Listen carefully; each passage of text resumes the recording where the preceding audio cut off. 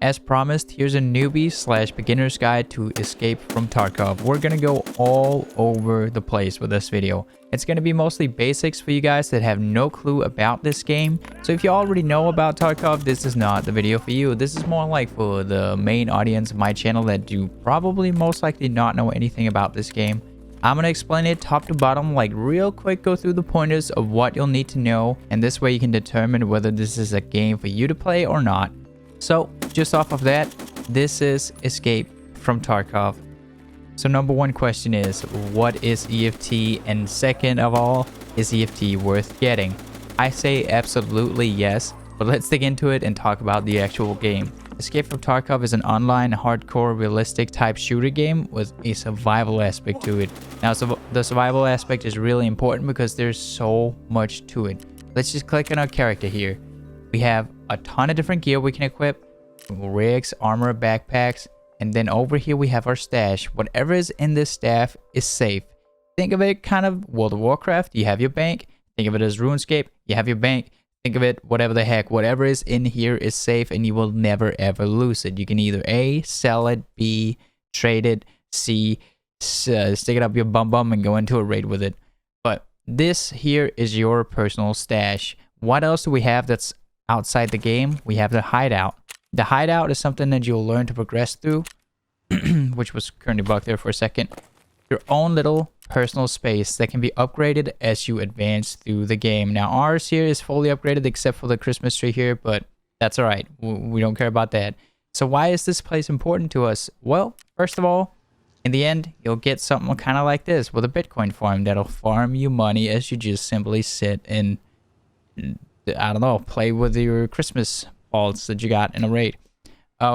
There's a ton of different features in here, and this is a big part of the game, and it's something newly-ish released that they're continuing to develop on. So while you also have in-game where you go shoot people, outside the game you have both your hideout here where you have a lot of stuff to do. You can craft items. There's a lot. It's like a mini game within a game. On your character, you can sit and play Tetris like that. Wonderful, amazing, stack your monies. We're kind of broke right now, but that's all right. But before we go on to the character, let's go ahead and say we want to play Escape from Tarkov. There's something called a scav. It says right here, begin raid as a scav, a local bandit with a random set of gear. Tarkov is your home, you make the rules. So whereas the PMC is your main character, and X, whether it's USEC or Bear Operator, do everything necessary to escape from Tarkov alive. So what's the difference here? This is your character, the one we just looked at in your stash, where this guy is just a random guy. We'll try to load in on a random map here. And whatever this character here has on him, if you make it out of the raid, you get it all. If you die, don't worry about it. It was free anyway. I believe the default cooldown is around 15 minutes, and then it'll decrease when you advance in your hideout. So as you see here, we just got onto our scav. We have that AK we just saw, the armor, we have a pair of glasses, and some headphones. Now, and we have a vest with some max in it.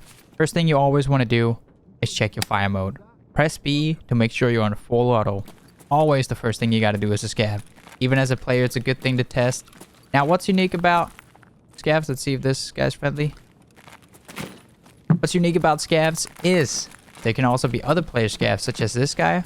But the scavs will not shoot you when you're playing as a player scav. They will only start to blast you if you start to blast them. Or let's say if I killed this guy, which I'm not going to do right now, because we're going to look for this remaining player or a couple of players that are hanging around on this map here. So we can take them down. And we can get a little bit of grease. And we know there's a guy over here now. We heard a door. Might be down below. Could have just been the scavs messing with it.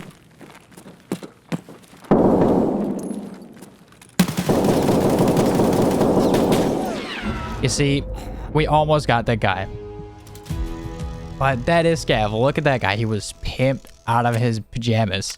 He had a lot of stuff on him, but that's the whole idea behind the scav. If we aimed a little bit better there, we would have taken all of his gear home. So why is it good to have a scav? Right there. Right there, you can get free gear. Easy. Now, I do have my hideout upgraded, so mine is like a 13-minute cooldown. And then next time we go in as a scav, we'll start with this shotgun, this vest, and this beautiful hat. So that's kind of a free way to get gear as you learn the game. Now there's a lot to the game itself, but that right there is really, really good. Selecting what map you want to play. As a new player, it can seem very overwhelming right now because there's not really a whole set of newbie-friendly guides in the game. So that's why we're making this video. First of all, there's some maps that are not available. This is the screen you get to after you select your character and press next. Now, town, lighthouse, terminal, suburbs, streets of Tarkov all come in later. Interchange, customs, woods, factory, reserve, and shoreline in the lab are the ones that you can play currently in the beta. Remember, this game is still in beta, but they are flying out patches left and right. So, anyways, these are the maps. You can see here that there's a 9 to 14 player count on Interchange. Custom, we have a 6 to 12. Factory, being the smallest map, only has a player count of 4 to 6. Now, when you see this, this means there's going to be 4 to 6 other PMCs in the raid. These are the PMCs. That's where you're playing at. Player scavs, that's a whole different story. They can come in later, so don't count those into the 4 to 6 when you've killed or seen 6 players die. No. Well, it would be 5 because you're going to survive, right? Now, people often ask, what map should I start on? In my opinion, I feel like Customs is a very good starter map. It has a little bit of everything to it. So if you're just getting started, I think, personally, Customs is a good starting point. But you can circle through them. And when you start to get good on one map, let's say you start with Customs, go ahead and take your scav and slap him into Factory or Woods, Reserve, Interchange, and learn the map here. The very unique thing here is that the lab is a very, very geared place where raiders will come in. Raiders is a kind of buffed scav that will come in with really good gear and take your head off. This here, you need a key card to get into. Don't worry about this for now if you're a new player. You'll understand later as you progress through the game. Alright, so you've selected what map you want to play. Next up, let's talk quests. Quests are something that makes this game really, really fun to grind and an easy way to learn it. If we go ahead and click into trading and we select any of these, I believe Prepper has a quest at the beginning. Go into task and you should see some quests here that you could accept. Now these are quests, you can see I've done them all except for one that you will progress with through the game. These are very, very, very good to learn the game. It's kind of a learn by doing. So you complete these quests and you'll learn something on the way. It shows you a lot of loot spots. It teaches you a lot about gun customization. There is a lot to it. So I really do suggest that you keep up with these quests and learn the game this way. So you're ready to play. But what's this container you have down here? You have, by default, a little safe box. Depending on the version of the game you have either a 2x2, 3x3, or something like that. Now, as you complete the all of the quests in the game, except for this kill killer 100 times, you end up getting this bad boy. Now, this one is the ultimate safe container, which means that anything inside this that I have with me will never, ever go lost. So if I die and I put anything in the raid in this, I will get it with me out of the lobby. Now, what are these things I'm sitting here circling around? These are things you'd probably want one of these with you in the raid. Starting with the wallet, this thing can only carry money. But if you find money in raid, then you save spots by putting your money into the wallet, obviously. Wallet kind of but it's cheap. It's doable. The dog tags can carry all the dog tags that you get from killing players. These can sell for a lot of money. If you have some extra spare change, you can use this. The documents folder can carry keys, maps, money. Also a very good purchase. It's not too expensive, around 300,000 at the moment. Also a good one. Key tool, obviously, is going to carry keys. This is a one-slot item, which is really awesome because it takes up no space. And last but not least, the ultimate one is the small SIG case, which can carry just a lot. So this is the ultimate safe container, extra space. Like this can carry my key cards, keys, dog tags, monies, a little bit of special items, coins, bitcoins. This is the one, but this is the really expensive one. So very late game, but very good. Now about this stash, we're not completely done because you can either let's say I bought all these to show you guys about it. Now I kind of want to just get rid of them again. So we can either go in, sell it to a vendor, say, hey, can you take this wallet here? Get 8,000 for it. Now these are a little bit more pricey. We say this is 230,000 and the other one was 500,000 or something. Then we go in, build to buy item, and we have an entire auction house here we can post on. We could get 200,000 for it for the vendor price. In here, you can see they sell for 439,000. So if we go, we press add offer, then we find our doc tax case, and then we add it here and say we just want to undercut this guy. So we type in whatever is right below him, just like that. And you'll see we'll press this little refresh button here, and our offer will be up here in a minute. That means our offer will now be the lowest and will most likely be purchased, and we'll make a lot more money by selling it on the flea market. So let's try again. The same thing with the key tool. Right click. We want to filter by item. We want to see if there's any on there. There's quite a bit. So we'll say, hey, we'll just do the same thing again. Find our key tool and undercut this guy. This is especially important with really expensive items, as you'll save a lot of money compared to just vendoring everything you find. Here we go. This guy undercut a lot, but I'm sure mine will sell too eventually. So this is the flea market. This here is going to be your friend to figuring out what to buy, cheap to buy, whatever you need. Let's say you have a website open that says these are the type of bullets that you want to use. Let's say that the bullets were these M56A1s, even though it's most likely not. We can go in on the flea market. Instead of you having to go through the vendors if you don't know which one sells it, search for the item here in the flea market and it'll pop up. Let's say that we wanted to buy a headset, a tactical sport headset. Search for it. It'll pop up here, most likely cheaper than the vendor price anyway. You see here 31,000, and all the way down here should be a Rackman somewhere with here 36,000. So let's say 29,000, 30,000. We just saved 6K by doing the flea market, and now we have a headset. Which brings us to the next point. What the heck is a headset? This will help you tremendously in games. It'll increase the volume of footsteps and nearby sounds that are otherwise super quiet. These are a must for a solo player, in my opinion. It's really good to hear people. So always just go in when you get the game or play for the first couple of times, try with a headset, and then try without a headset. You will never ever want to go back to a helmet that you cannot wear a headset with, in my opinion. But we have more items. We have armor. We want to have armor on so we don't take as many hits. We want a helmet. Well, we'll go into trading since we don't have a helmet, and we'll find a helmet real quick.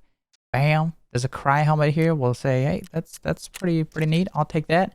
And then this helmet, you can equip some more things with. But what did I just do? How did I know that those two connected? Well, what you can do if you don't know if something works together is right-click this helmet, press a linked search instead of filter by item. Filter by item will go into the flea market and filter only by this headset. This way, you can find the cheapest option as this. But watch out for the HP. You want one that's 40 out of 40 and not a damaged piece of crap. But if we use the linked search, we'll see out here gear components.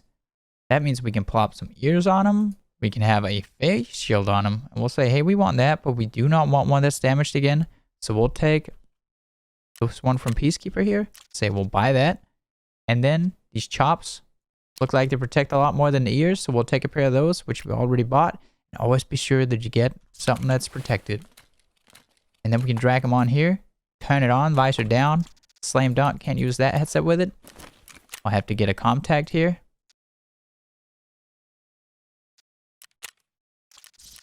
Bam. And just like that. Now we have armor and a headset. So we're missing a backpack and a rig.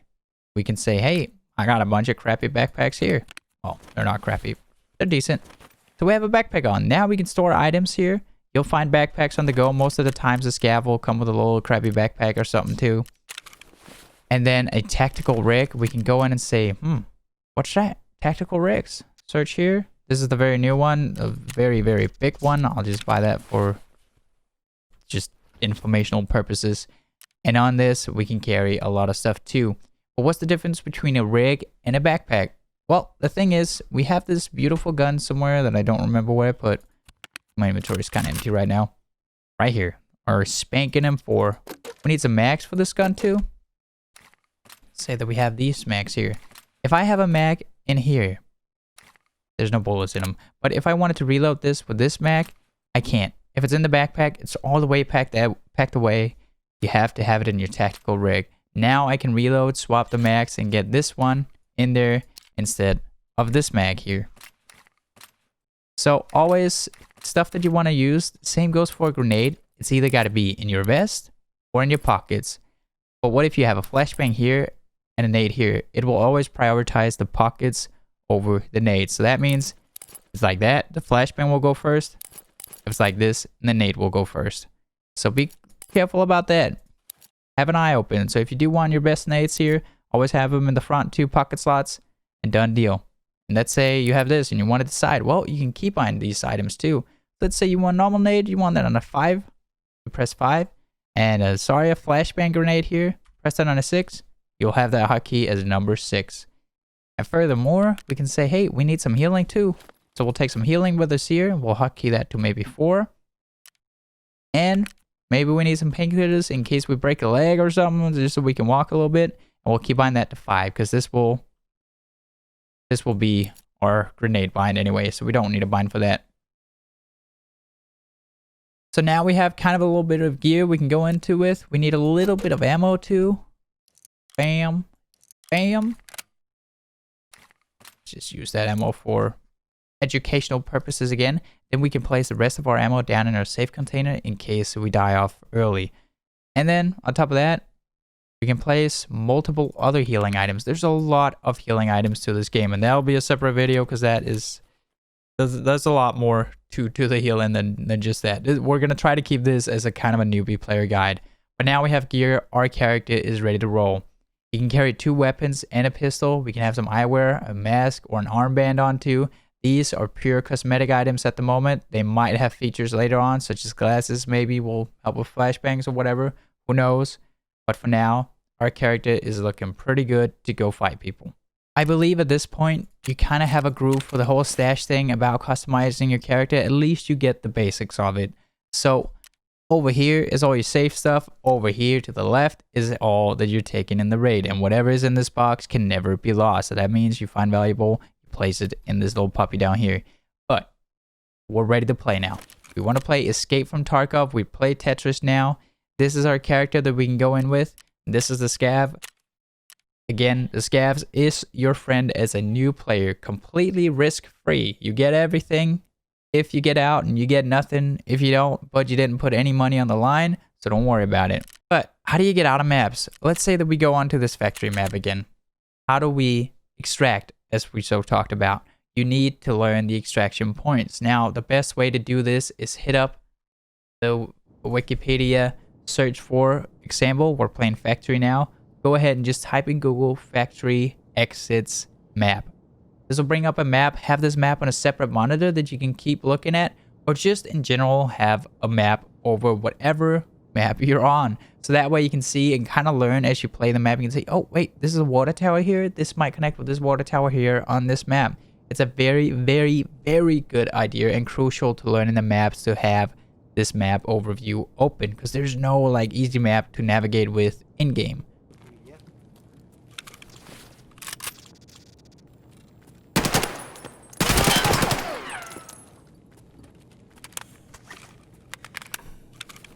Walking around looting in game, there's so many different things that can be looted. Jackets, safes, file cabinets, dead bodies you kill. Loot away. Loot and scoot, you'll learn prizes as you go along. Just keep on looting stuff. And then shooting people and take whatever they loot. But in the game, what you want to do is find loot. Just like we're doing right now. We've killed a couple of guys. Or one guy or something. Now we're just filling up our pockets, and then we'll get ready to leave the area after that. So this is the survival game aspect, where you want to go in and you want to grind, you want to find money. I can see that someone's already been in these. What we're going to do instead is we're going to just gamble. I mean, now you could say would be not a bad time to just extract. I don't know if I'm unfriended with scavs. I am now.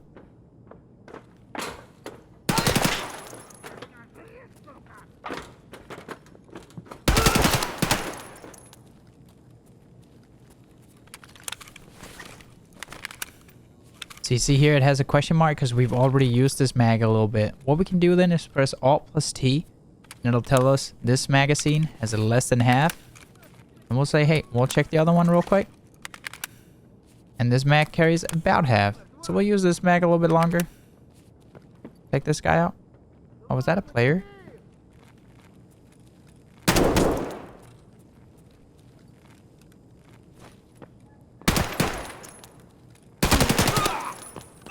Tried to be fancy there for a second. Now, you can see this is a scav player, and there's a way to tell that if they have a pouch. This is the safety container we talked about. This is a player scav. Whereas this over here is just a regular scav. Oh, that's a player scav too. That was close.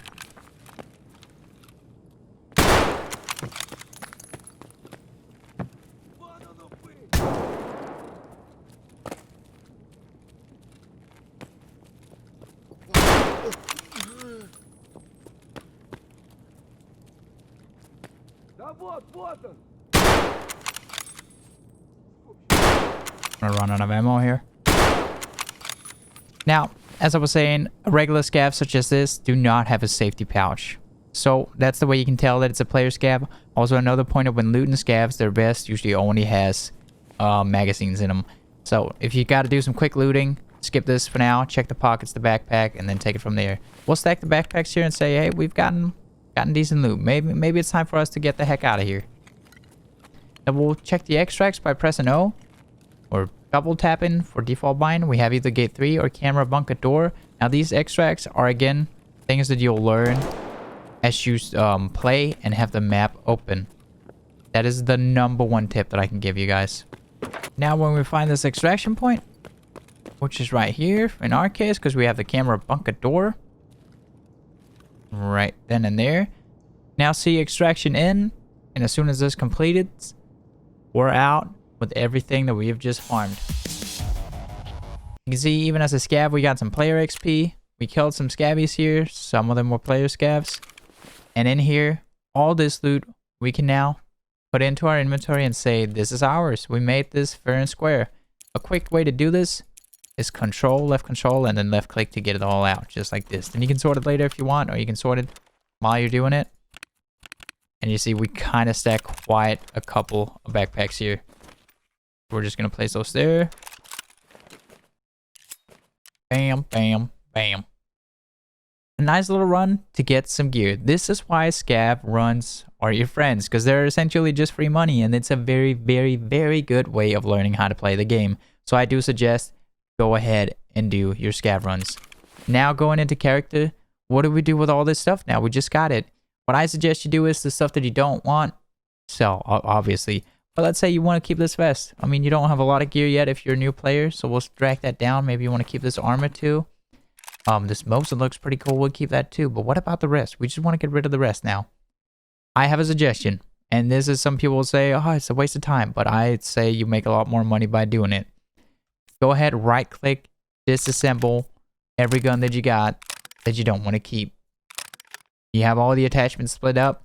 Why are we doing this? We go into trading. There is 3 vendors, in my opinion, that you should worry about. Therapist, skier, and mechanic. Therapist, sell anything you can to her. She likes keys, stuff like that. We'll save this drink for later. But the rest of it, we're just going to get rid of. Say heck it, the cat, it's not really worth a lot. But that's 70k here we got from that raid. Then we go to skier. We just go left from right. I said therapist, skier, and mechanic. Skier, he likes attachments and stuff, and a little bit of clothing. So we go ahead, hold left control again. Spam all these things that we just want to get rid of here. Just like that. And in my case, I'm not going to be using those. We'll just get rid of those. Bam. We got a little bit more money. I did miss a grip, but that's okay. And then mechanic, last of all, we'll take our sorry leftovers. Just like that. Doesn't take that much extra time. The smoke grenades, in this case, very rare that we get these. We can sell them to prepper if we want. And this knife that we have left over for a scav, you can save 8 of these and it'll trade to an MP5 off of Peacekeeper here. I'll just show you guys if I can find it right here. See, we have 1. So if you save up 8, you can get a free MP5 if you so wish. So that is essentially how you play Escape from Tarkov. So quick pointers here. If you really want to learn this game quick, have a map open when you play a map. Learn where the spots are, what they're called, where you find what loot. Because you can see right here in these maps that are popping up on your screen, it tells you where loot is at, where extracts are at, what keys you can use for this map, and everything that you need to know. That way you can see we have this awesome container here, the small sick container. If I'm not going customs, I was just being lazy having my keys in there because I don't need that much room. But let's say these are my custom keys, the one that I prefer bringing with me. Then I don't need them in my safe container. But if I'm going labs, I want my key cards and these with me because all these are for the labs place. So look at keys, figure out what goes where, and even check on the Wikipedia, see what, if I buy this key that's like 600k, what can I get inside of it? Is it really worth it for me to keep versus just getting rid of it? So that wraps it up. One last pointer is always check the flea market first before you vendor it. Let's see this mouse in here. If we just wanted to sell it without stripping it, that's 13k. But there's quests for Mosins. So we'll go ahead and we'll fill it by item. We'll see, hey, it sells for like 24k on the market.